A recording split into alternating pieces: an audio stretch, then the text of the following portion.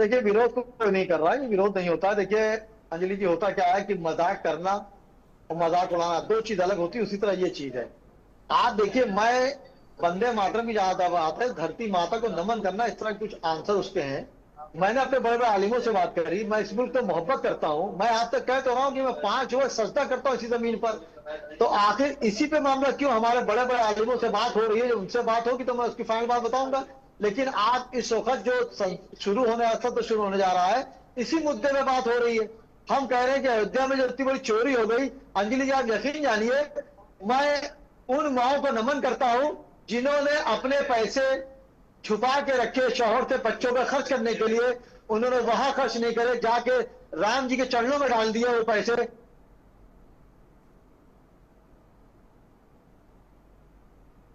भाई जो राखी बांधने के लिए वो पैसे उन्होंने जाके राम जी के चरणों में डाल दिए। मैं उन औरतों को नमन करता हूं जिन्होंने शौहर के पैसे चुरा के उनके बुरे वक्त में उनको देने के लिए रखे थे कि शौहर खुश रहेंगे, भी बुरा वक्त आएगा, उन्होंने राम के चरणों में डाल दिए।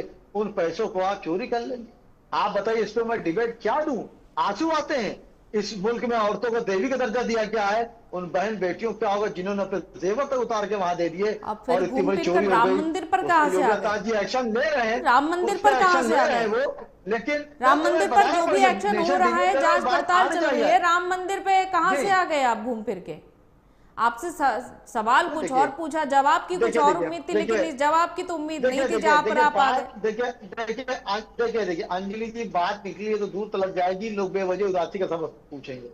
वंदे मातरम, मैं अपने आलिमों से बात करता हूं, इसका इंटेंशन अलग होता है। आप चाहते हैं कि सिर्फ मुसलमान ही समुदाय पर टारगेट क्यों है? ईसाई भी हैं, बौद्ध भी हैं, सबसे बात की जाए।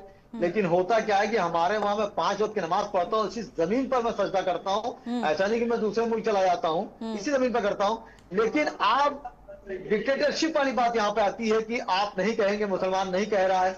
ऐसा नहीं, इंटेंशन वाली बात होती है। उसको जमीन को पूछने की बात है, माता को पूछने की बात है।